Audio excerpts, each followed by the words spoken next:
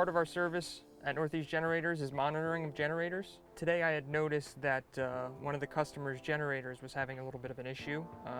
It sent me a notification stating that there was a main power overload. So you can see here that it shows the house. Green means it's being powered, but it's not showing any utility power or how it's being powered. I mean, it could be something as simple as a loose wire. It could be maybe somebody was working at the house and cut a wire. It could be a bad control board, but we really need to get out there and get into it and take a look. Here we are, we just arrived on site. We're gonna go up and plug into the generator and see if we can get some more diagnostic information off of it with our software.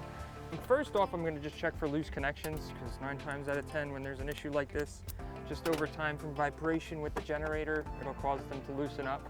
All right, so I think I found the problem.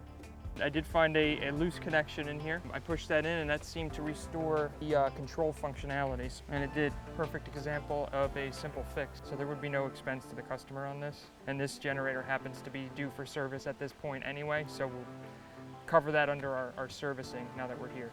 Thanks for watching. Anthony Valley with Northeast Generators.